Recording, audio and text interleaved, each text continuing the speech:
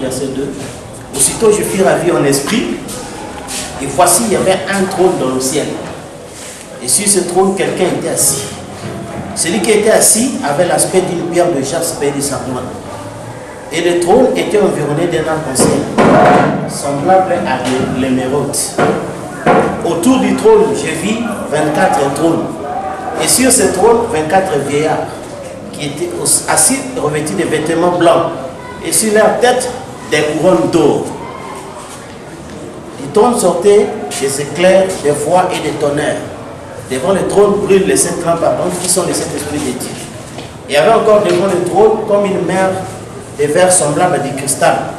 Au milieu du trône, autour du trône, il y avait 4 êtres vivants remplis de Dieu, devant et derrière. Chapitre 15 d'Apocalypse. Verset 1. Puis je vis dans le ciel un autre signe, grand et admirable, cet ange, qui tenait 7 fléaux, les dernières, car par eux s'accomplit la colère de Dieu. J'ai vu comme une mer de verre mêlée de feu. Et ceux qui avaient vaincu la bête, son image, et le nombre de son nom, debout sur la mer de verre et des arbres de Dieu. Et ils chantaient les cantiques de Moïse, le serviteur de Dieu, et les cantiques de l'agneau en disant: tes œuvres sont grandes et admirables, Seigneur Dieu Tout-Puissant. Tes voix sont justes et véritables, roi des nations.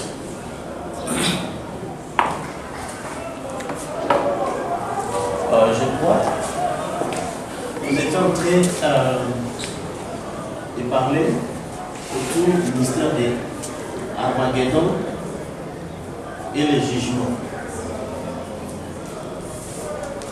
Alors, ce qui fait que quand une chose est certaine, Papa nous dit de connaître votre jour et son message. Et dans ce mystère du jour, nous avons vu que ce qui a attiré plus d'attention pour parler du mystère du jour, c'est l'Apocalypse. Quand Jean dit, je fus ravi au jour du Seigneur. Et c'est là où Frère Madame est venu nous expliquer qu'il y a les jours de l'homme et les jours du Seigneur. Là où il a insisté, il dit ce n'est pas ce que les gens disent, que les jours du Seigneur, c'est samedi, ou bien certains dimanches. Il dit ce n'est ni les samedis ni les dimanches. N'est-ce pas? Mais les jours du Seigneur, Frère Branham nous a dit, c'est le jour de sa venue, de son jugement, du glorieux millénaire. Et Frère Branham dit, le jour du Seigneur vient quand le jour de l'homme est terminé. Frère Branham explique que le jour de l'homme, c'est relatif aux œuvres de l'homme, aux efforts de l'homme, n'est-ce pas? Mais tandis que le jour du Seigneur, or on dit le Seigneur c'est l'Esprit. Alors la grande difficulté que nous avons, c'est que les gens ne comprennent pas les jours. Tellement nous sommes habitués dans les jours de l'homme, oui. N'est-ce pas? On est trop habitués dans les jours de l'homme que c'est un problème maintenant pour entrer dans les jours du Seigneur. Mais les gens au moins en firent ravis de par le mystère de la vision. Or, on dit la vision est représentée de la forme des symboles. Il dit il faut qu'on lise les prophètes pour comprendre les symboles. Et le problème c'est que Jean, il représente chaque homme, chaque femme, chaque fille, chaque personne qui reconnaîtra Dieu d'après cette trompette. Mais vous voyez, comme nous avons déjà vu avec vous à plusieurs reprises, le mystère que nous avons parlé sur les secrets qui concernaient Jean, l'ange, n'est-ce pas, et les livres. C'est ce que nous avons essayé toujours de faire comprendre aux gens que si réellement vous dites que vous avez cru Frère Branham, parce que Frère Branham dit, l'ange là, qui montrait à Jean, Apocalypse, dont Jean a voulu adorer, a dit, garde-toi de le faire. Je suis compagnon de service, un prophète. N'est-ce pas? Et nous savons que le seul prophète qui a reçu une mission de parler d'Apocalypse, c'est le prophète de Malachie 4. N'est-ce pas? Et c'est ce qui fait que nous avons toujours dit aux gens, si vous êtes Jean, ça veut dire que c'est l'ange qui doit te montrer tout ce qui est dans l'Apocalypse. Amen. Et c'est ça. Mais cet ange-là est venu, il est parti, mais jusqu'aujourd'hui, toi tu n'as pas vu ce qui se passe dans l'Apocalypse. C'est que quelque part, ça ne marche pas. Ou alors l'ange doit encore revenir pour te montrer, parce que ce n'est pas un pasteur qui va te le montrer, ni un groupe de gens, quoi que ce soit. Mais Jean, Frère Branham a interprété, nous avons lu avec vous dans l'Apocalypse 4, parce que ce sont des choses que nous avons lues et réunies. Il dit que Jean a vu tous les déroulements de cet âge de l'Église, jusqu'au millénium, jusqu'au jugement, jusqu'à la nouvelle demeure. Il a vu ça. Qui lui a montré? L'ange. N'est-ce pas? Mais maintenant, vous, qui va vous le montrer? Parce que l'ange n'est plus là. Qui va vous montrer cet âge de l'Église?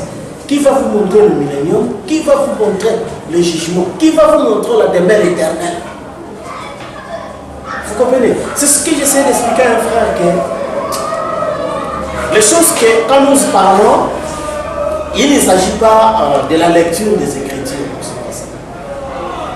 Frère Branham nous dit que tout l'Ancien Testament pointait vers le calvaire. Et le calvaire pointe vers vous. C'est-à-dire que la finalité de la rédemption, c'est vous. Amen. Vous comprenez? C'est ainsi que nous avons vu que quand Jean a regardé dans le mystère de la brèche, Frère Branham dit, voilà Jean. Il s'est vu lui-même. C'est ça en réponse avec ce qui s'était passé dans l'acte des apôtres. Je connais Jésus, je connais Paul, mais toi qui es? C'est ça la même question qui se pose toujours, parce que Branham a péché comme Paul. Tous nous connaissons qui était Jésus, qui était Branham. Mais vous, qui êtes-vous? Donc c'est l'âge de vous. Parce que Frère Branham me dit, quand Jésus dit je m'en vais vous préparer une place, Frère Branham dit il est allé préparer notre venue. Vous comprenez? Notre venue. Comme les parents terrestres préparent la venue de leur enfant. C'est ça la seconde venue. C'est pourquoi la seconde venue, c'est la naissance de l'épouse. Amen. Parce que tout le monde sait que l'ange qui descend dans l'Apocalypse 10, c'est Christ, comme on l'a dit. C'est normal, c'est Christ. Mais le même Apocalypse dit, Frère Branham dit, dans cet Apocalypse 10, la parole est de nouveau née sur la terre. Or, Frère Branham a dit aux gens que lui, sa mission, il va présenter aux gens une épouse née de la parole. Quand est-ce que cette épouse est née?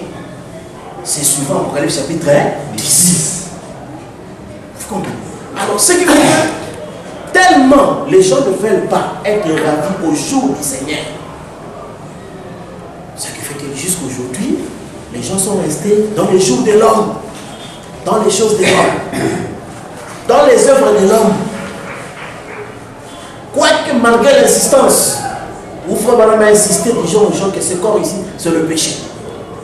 Vous, ce n'est pas ce corps ici. Vous, c'est l'Esprit de Dieu. Mais jusqu'à ce jour, les gens n'ont pas encore saisi. Et c'est ainsi remarqué que quand nous insistons sur la dispensation, sur la différence de toutes ces choses ici, c'est pour que, comme Frère dit, quand nous ne parlons pas pour le plaisir d'une appétit, mais c'est pour stabiliser. Amen. Et c'est ça pour Frère Branham. C'est quand les sceaux sont ouverts, les mystères sont éclaircis. C'est ça que les chrétiens disent vraiment au cœur de joie. Il suffit d'avoir il est question d'avoir un cœur joyeux. Ce n'est pas question d'avoir beaucoup d'écriture dans sa mémoire, n'est-ce pas? Beaucoup de ceci, mais un cœur joyeux. Pas la vraie compréhension et éclaircissement des mystères. Alors, c'est ici le marqué frère. Quand nous avons parlé sur le mystère du jugement et de l'Armageddon, où on a dit que ce sont des choses à ne pas confondre. Parce que nous avons vu d'abord l'Armageddon, c'est la guerre entre le 1 tiers contre le 2 tiers. Le 1 tiers contre le 2 tiers. Le 1 tiers, nous le représentons d'abord au ciel, donc c'est-à-dire en haut, et puis on le représente ici sur la terre. Et en haut, nous trouvons que dans le 2 tiers, le 1 tiers constitué des esprits de la première catégorie. N'est-ce pas? accompagné des justes. Et les 2 tiers sont composés par les esprits de 3e catégorie, n'est-ce pas? Accompagnés avec le bouc. Ce sont des combats d'abord au niveau du ciel,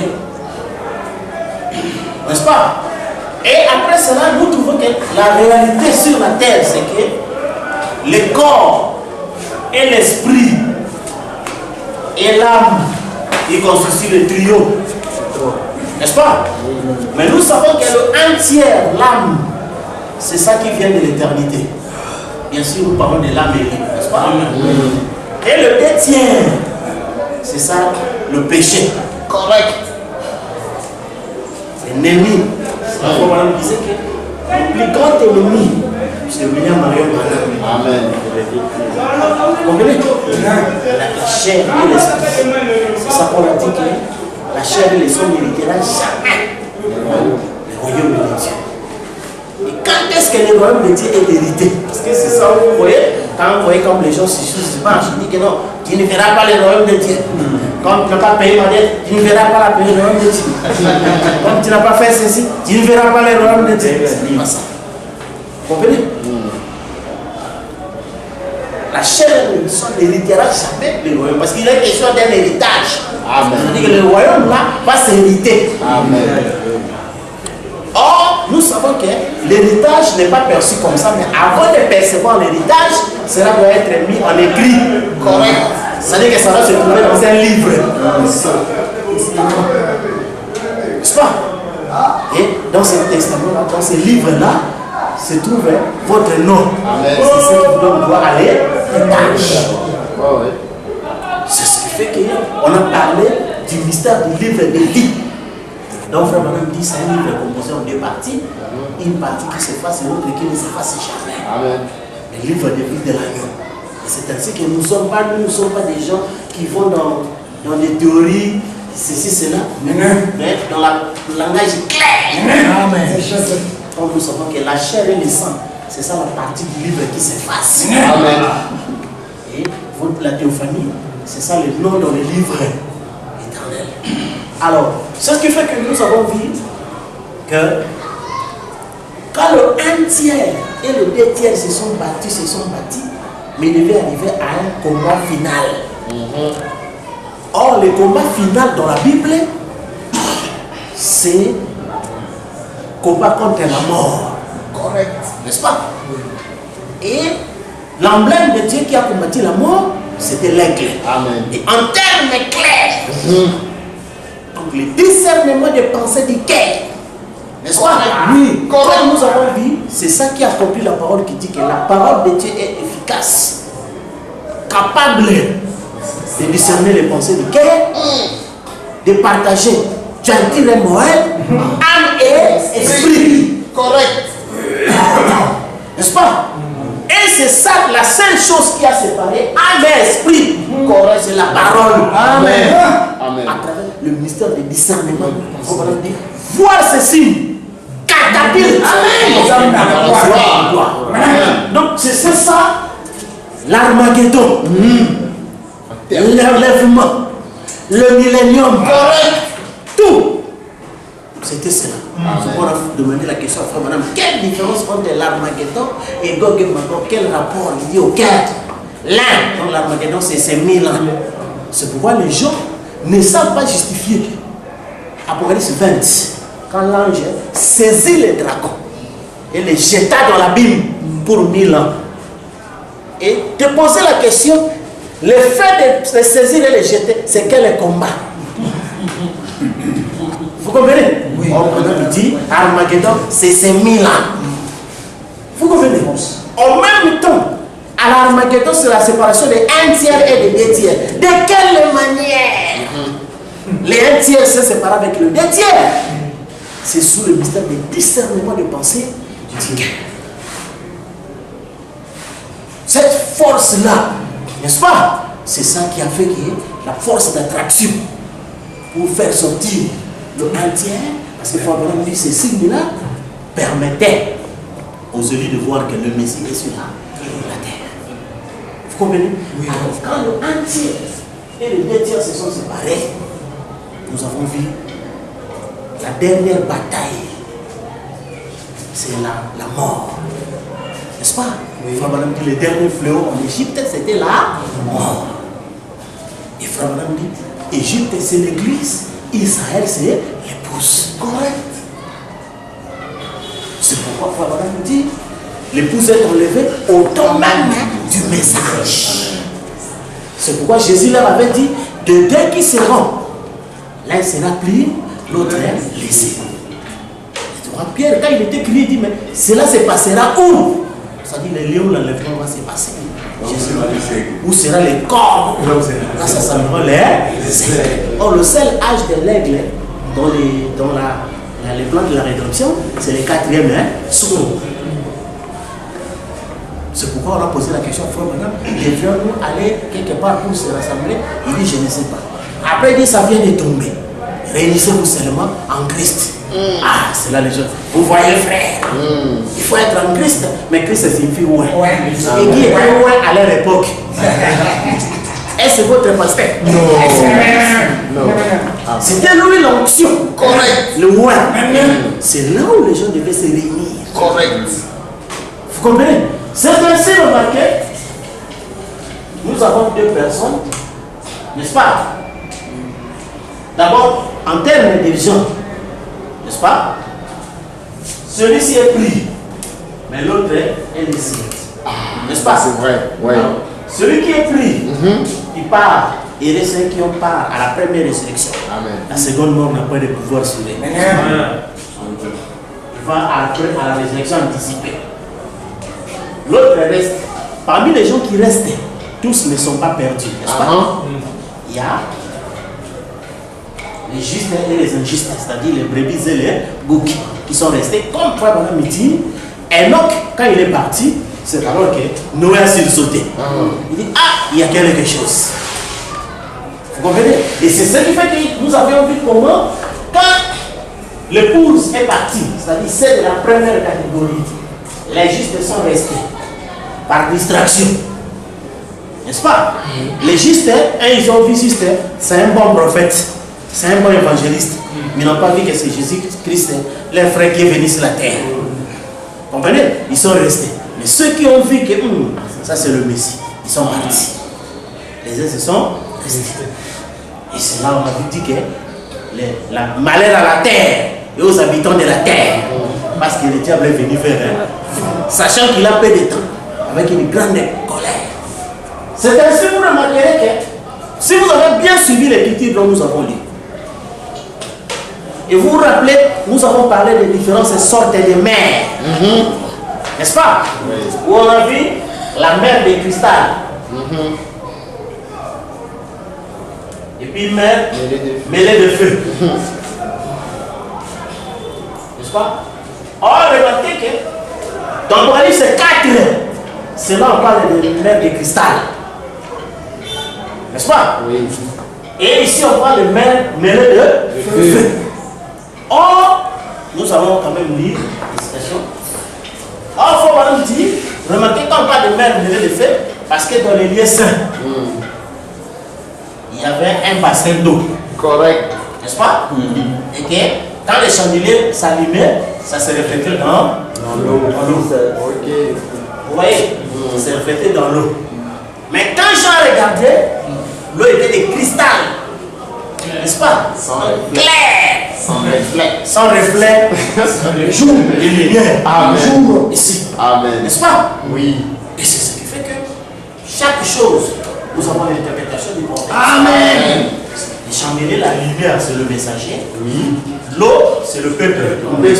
C'est le peuple. Amen. C'est pourquoi le peuple vivait sous l'influence du messager. Correct. Comme Paul dit, imitez-moi comme moi j'imite Christ. Et tous les gens-là avaient l'influence de Paul. Amen. N'est-ce pas? Comme Branham était ici, il disait aux gens, suivez-moi comme moi je suis le Seigneur. Amen. Alors, ce qui fait qu'il était ici et il se reflétait dans le peuple. C'est pourquoi vous entendez parler des méthodistes, n'est-ce pas? Des baptistes, des branhamistes. Toutes ces choses. Et après un certain temps, Jean a vu que la mer était claire. C'était trop clair. Alors, c'est ce qui fait que, quand Adam explique dans la prédication les trônes,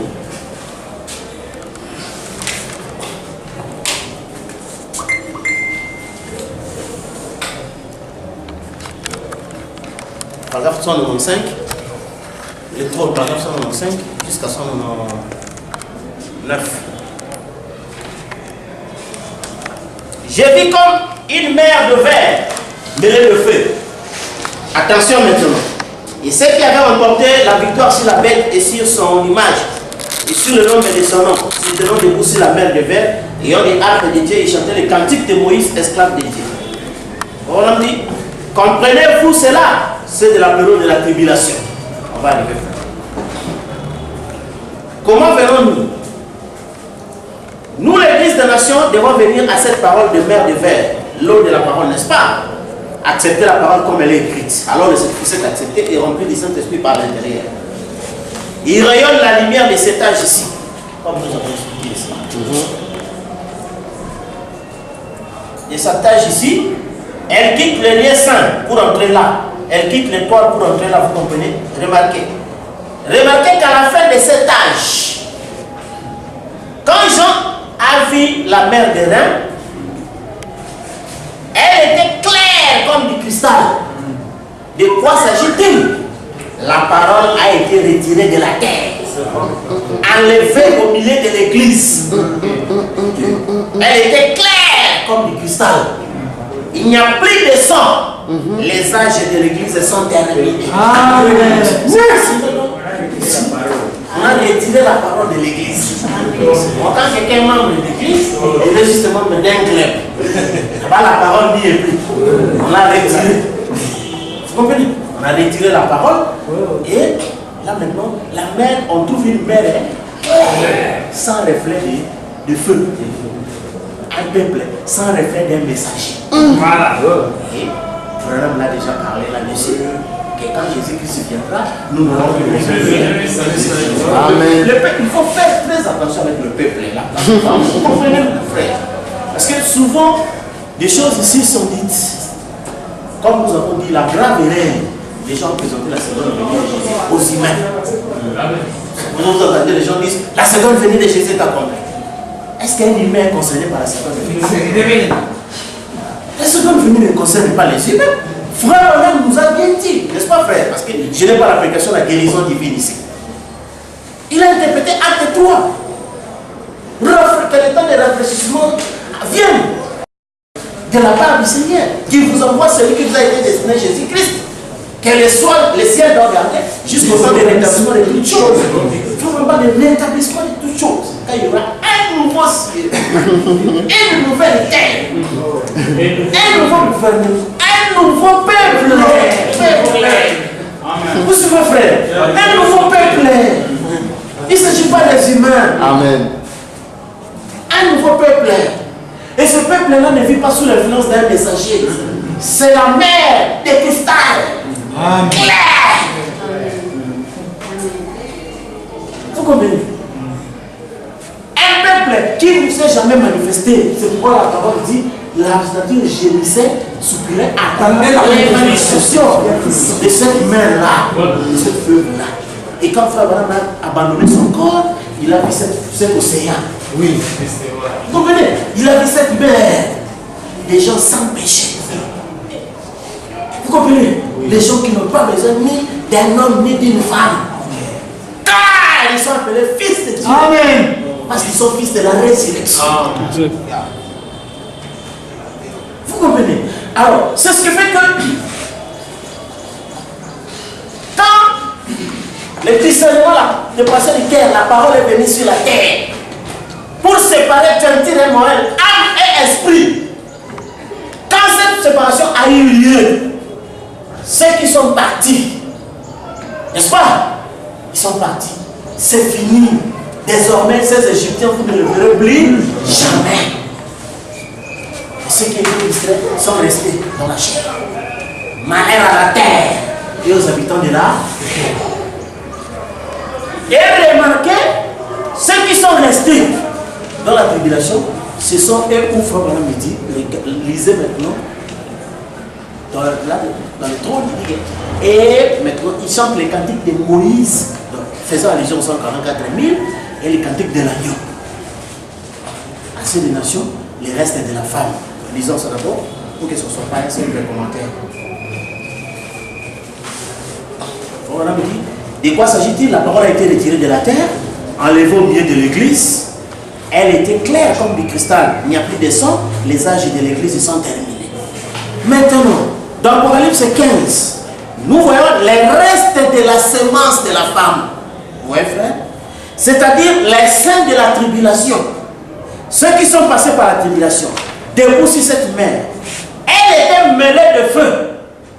De sang, de langue, de rouge, c'était le feu de Dieu. Ils avaient remporté la victoire contre la bête. Son nombre, les lettres de son nom, son image. Les conseils mondiaux des églises. Vous comprenez, frère? Ils étaient sortis de... Frère, ils étaient sortis de cela. N'est-ce pas? Et de quelle manière ils vont sortir? On va lire la citation par rapport à ça. Pour être précis. Oui. Ils étaient sortis de cela.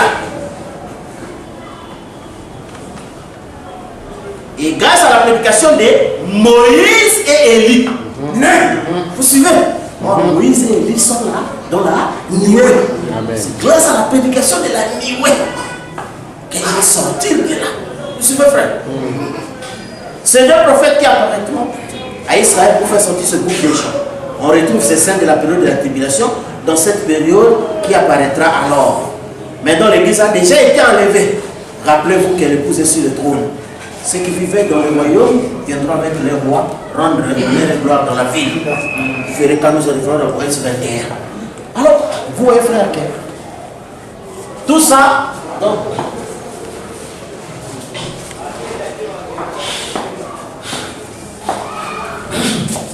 quand nous sommes arrivés ici, à la fin, ceux qui sont enlevés, c'est-à-dire les un tiers, n'est-ce pas? C'est de la première catégorie, ils sont partis déjà de la gloire. Mais il y a de ceux qui sont restés ensemble avec les autres. Mais néanmoins, ils vont échapper au conseil écuménique, donc au conseil mondial des églises. Et alors, Frère Branham dit, et ils vont venir dans cet homme mêlé de feu. C'est pourquoi, malgré que les nuées sont venues, n'est-ce pas? Malgré que certains frères aussi croyaient la seconde venue, mais vous avez vu que nous avons vécu les deux mers. Il y a de ces frères qui vivent dans la mer de cristal, d'autres de nos frères qui vivent dans la mer mêlée de feu. N'est-ce pas? Qui ont difficile à se séparer du messager. Certains frères sont trop nostalgiques du messager. C'est ça. Mais ils sont des bons frères. Ils sont bien. Mais trop nostalgiques du messager. Comme les gens de Fès. Les gens de Fès. Nous avons le baptême qui chante. Celui-là même qui a baptisé le Seigneur. On dit certainement il a baptisé le Seigneur, mais cette dispensation-là est passée. C'était pour la repentance. Ici, nous sommes pour la réception du Saint-Esprit. Comme ils étaient des croyants, ils sont sortis. Vous comprenez? Pour suivre. C'est ainsi que vous remarquez, dans question bon sur les sceaux,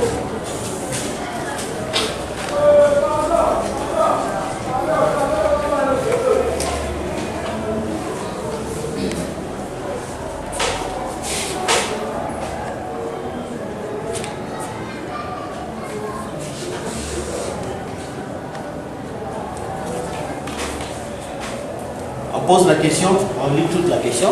Question numéro 16. Question encore sur le sceau. Question numéro 16. Qu'est-ce qui est arrivé aux croyants nés de nouveau, qui sont dans les différentes dénominations, mais qui ne sont pas de l'épouse de Christ? Qu'est-ce qui leur arrive? Eh bien, je pense que nous l'avons expliqué tout à l'heure. Vous voyez, ils vont dans la tribulation. Ils sont martyrisés pendant la tribulation.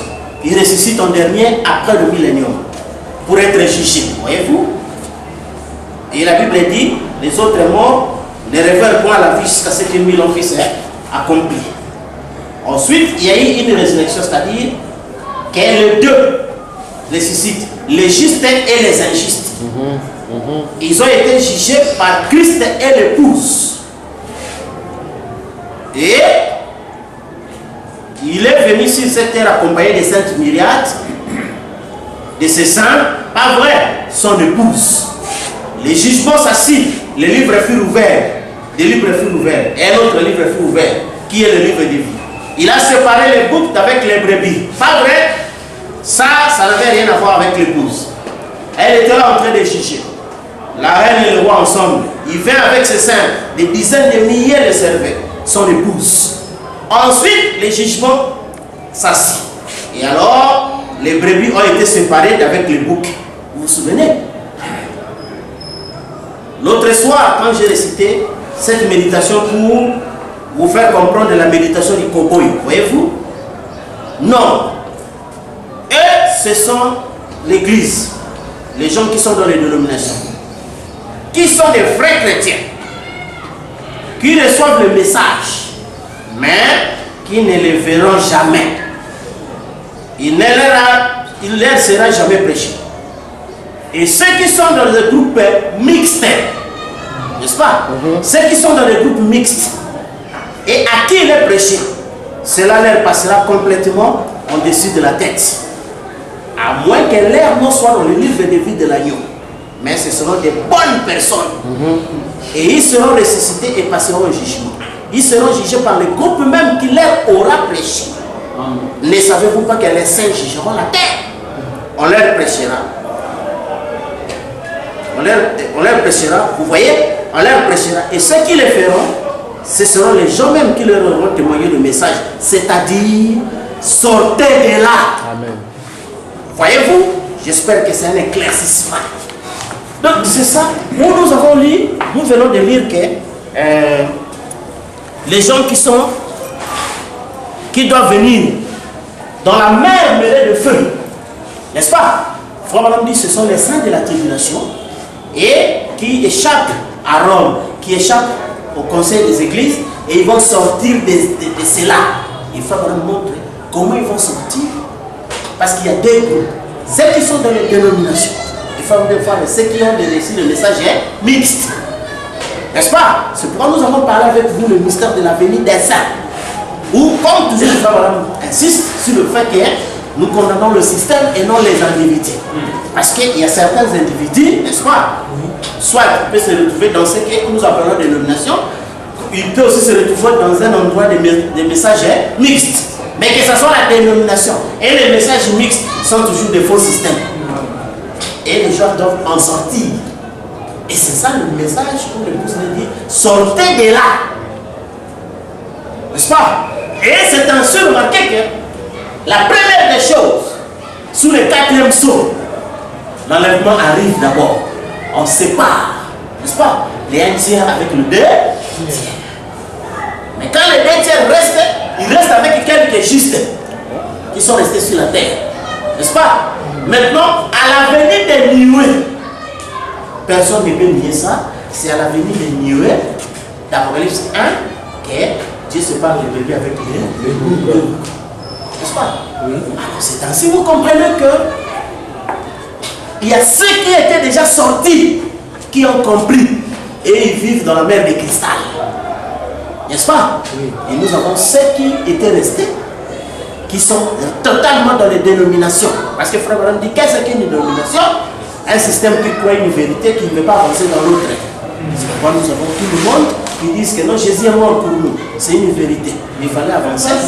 N'est-ce pas? Dans celui qui est mort pour ouvrir le seau. N'est-ce pas? Nous n'ouvrons pas. Alors, il y a de ceux-là aussi qui ont reçu le message mixte. Et nous avons trouvé qu'est-ce qu'est le message mixte. Parce que nous, on a connu dans notre époque 2 messages. N'est-ce pas? Message du 4e sceau avec un messager, le 7e, et puis le message du 7e sceau avec la venue des saints. Vous comprenez? Et nous avons les gens qui prêchent le message mélangé. Que non, frère, l'ouverture de sceau est là, mais nous devons continuer à voir nos églises, à baptiser les gens, à prier pour les gens, à faire tout ça. Message mixte. Et il y a de ceux-là qui ne veulent même pas avancer. Dieu a envoyé un prophète. C'est fini. On arrête là, on s'arrête là, Dieu a envoyé un prophète.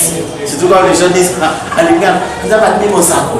Et puis c'est fini. Quand ils te veulent, à sa colline, là, c'est pas intéressant. Mais on a envoyé un prophète. Donc ça arrête là. Vous comprenez? Mais l'épouse leur dit, sortez de là. Voilà. C'est là où Abraham a dit qu'il s'attendait à ce que nous soyons spirituels pour séparer les deux. Comme même l'autre fois là, j'avais oublié quand le frère m'avait demandé par rapport à l'exposé, effectivement, comme frère Abraham dit, il avait premièrement un message pour Malachie 4, ramener les 15 enfants au Père, et puis deuxièmement, pour le Saint-Tonnerre, les vérités mystères. Où frère Branham est venu d'abord, comme la Bible dit, souvenez-vous de la loi de Moïse. Je vous enverrai Élie le prophète. Mais le même frère Branham, l'esprit l'a saisi, il dit prends ta plume et écris. Et en écrivant, il dit tenons-nous maintenant à la position de Josué et Caleb. Mais il y a certains frères qui sont restés dans la position de Moïse et Aaron. C'est ça la Bible. Mais jusqu'aujourd'hui, les frères considèrent Branham en forme de Moïse et Aaron. Moïse sera ton Dieu, Aaron les prophètes. C'est pourquoi jusqu'aujourd'hui, les gens insistent ici, Branham est Dieu. Ils ne savent pas que ça c'était l'époque de Moïse. Mais ce n'est pas ça, frère Branham. Tenons-nous maintenant dans la position de Josué et Caleb. C'est pourquoi nous avons posé la question aux frères. Tu es dans quelle position? De Moïse et Aaron ou de Josué et Caleb? Ah, oui, c'est à vous de répondre. Or, Josué et Caleb, c'était pour l'entrer dans une terre nouvelle. Ne confondez pas le millénium avec la nouvelle terre. Car dans le millénium, il y a des choses qui ne peuvent pas entrer là-bas. C'est pourquoi nous avons vu avec vous, Branham était le millénium. Le sabbat, n'est-ce pas? Le jour où l'homme a repris son pouvoir perdu sur la terre, de commander à la nature, de parler aux animaux. N'est-ce pas? Mais ce n'est pas le royaume parfait. Non. Le royaume parfait, c'est quand tout l'ennemi sera mis sous ses pieds et que le fils est soumis au Père. C'est ça le royaume parfait. Vous comprenez? Et c'est ainsi remarqué, frère, qu'en clair, nous avons ceux de la première catégorie. Ce sont des esprits, des grands esprits qui ont compris depuis le temps qu'ils sont la mer de cristal. Vous comprenez? Il y a d'autres esprits qui étaient restés sur la terre. C'était lourd par rapport, ils étaient là ensemble avec des ingrédients, soit dans des dénominations pures ou dans des messages mixtes. Vous comprenez? Et l'épouse, comme le juge, leur dit maintenant, sortez de là. C'est-à-dire qu'au même titre que nous disons aux gens de sortir de n'importe quelle dénomination, nous leur disons de sortir aussi des messages mixtes. Parce que tout ça, ça consiste en même gerbe qui doit être brûlé. Parce que la parole dit, il faut séparer. Et la parole a dit, la sémence ne rime pas avec la. Il faut qu'on dit que l'église était juste le porteur. Il n'était pas la sémence. L'église est un individu. Et cet individu était juste le porteur. Mais les catholiques, n'est-ce pas, ont ignoré la sémence. Ils ont commencé à adorer le porteur. C'était Marie. N'est-ce pas? Et c'est ce qui fait que Branham qui devait être le porteur. Les branhamistes ont ignoré la sémence.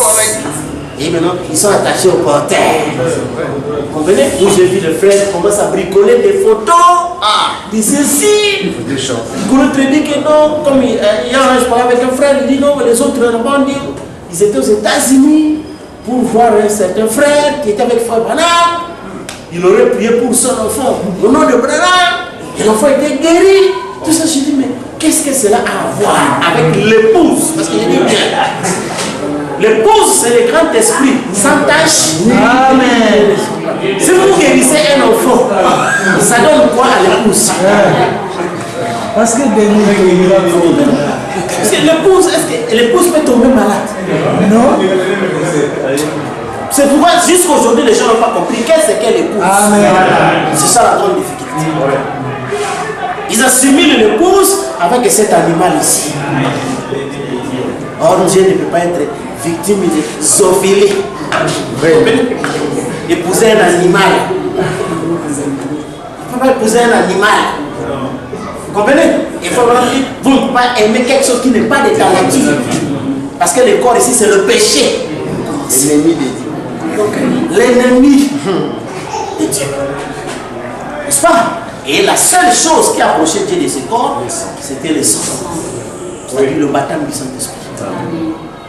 Sans cela, il ne peut pas. C'est pourquoi quand le baptême du Saint-Esprit n'est plus, ça devient de nouveau une saleté. Mais Dieu ne peut pas s'en approcher. Amen. Venez. Alors, c'est ce qui fait que nous voyons ces mystères-là où Frère Branham a vécu d'abord dans l'âge d'Armageddon. C'était l'âge de combat, face à face. Vous comprenez? Mais une fois entré à l'âge du jugement, comme nous avons vu, les juges ne combattent pas. Les juges prononcent la sentence. Amen. C'est pourquoi vous avez vu, quand on a vu Frère Branham comme cavalier au cheval blanc, dit tu ne parlais plus comme avant. Là, tu donnais des ordres. Et on a montré quelqu'un qui est venu avec son cheval, essayer de le bousculer. On dit, il n'a même pas bougé. Il n'a même pas senti. Vous comprenez, frère? Pourquoi? Parce que le mystère des nuées, c'est la famille Eno. Et Satan ne connaît rien de cette famille. Satan connaît la colonne de feu. Et en prenant cette forme-là, les anges ont une idée de lui. C'est pourquoi les anges sont des serviteurs. C'est pourquoi les pasteurs parlent un peu de la colonne de feu. Ils ont une idée de lui, les anges. Mais le mystère d'Elohim est trop grand. C'est-à-dire l'éternité. Amen. Ils ne peuvent pas comprendre ça, c'est trop grand. Vous comprenez? Ils ne peuvent pas comprendre ça, c'est trop grand. Alors c'est ce qui fait. C'est ce mystère-là qui est le jugement. Pourquoi? Parce que nous avons vu avec vous que quand Frère Branham m'a parlé du voile intérieur, il dit, voyez le pavé extérieur, c'est réellement la chair. N'est-ce pas? L'homme qui est charnel avec ce voyez-là. Le lieu saint, Frère dit, c'est l'église. Là où vous voyez quelqu'un qui a chaque fois besoin des étoiles à côté de lui pour se donner un peu la force. Il dit, mais le lieu est très saint. Là où la personne, il est seul avec Christ. Et, Frère Branham, parce que je n'ai pas de voir l'intérêt d'ici, directement il fait allusion à Matthieu 17. Là, Jésus, on a vu Jésus seul. Ni Moïse, ni Élie. C'est pourquoi les gens du lieu très saint ne voient ni les messagers de Paul, ni de Branham. Ils sont seuls. Amen. Vous comprenez? Et ici, Frère Branham dit, cet homme est insonorisé du bruit du dehors. Parce que la vision a montré que Branham n'a pas cherché à se mesurer avec le petit cheval qui est venu les toucher. Parce qu'il avait tellement d'autorité. Vous comprenez? Tellement d'autorité. C'est ainsi que vous comprenez que les gens qui ne sont pas convaincus, vous voyez, ils cherchent à tout temps de faire des conventions, de faire ceci. Ils accomplissent ce que Paul a dit, apprenant toujours mais n'arrivant pas à la connaissance de la vérité. Ils ne sont pas satisfaits. Comme les hommes de science, Frère Branham dit, les hommes de science ont vu la nuée. Et jusqu'aujourd'hui, ils continuent à se poser des questions. Quelqu'un peut nous expliquer ça? Vous comprenez? Il dit, mais quant à vous, enfants, vous comprenez ce que c'est. Vous voyez Jésus couronné. Amen. Et puis on se repose là-dessus. Vous comprenez, frère? Et c'est pourquoi, Frère Branham, quand il a parlé du lever du soleil, il dit que nous ne cherchons pas à avoir des grands noms. Nous ne cherchons pas à attirer les gens par des décisions. Non, il dit que j'aimerais même qu'on parle même plus de moi. Mais que le voit seulement Jésus glorifié. Vous comprenez? C'est pourquoi nous ne sommes pas les gens d'Armageddon. On doit aller en guerre contre les gens, leur montrer ceci, leur montrer cela. Non, on n'a pas besoin de ça. Vous devez d'abord croire ce que la parole dit que vous êtes. Amen. Jésus a fait la foi parfaite parce qu'il a cru ce que la parole a fait de lui. Amen.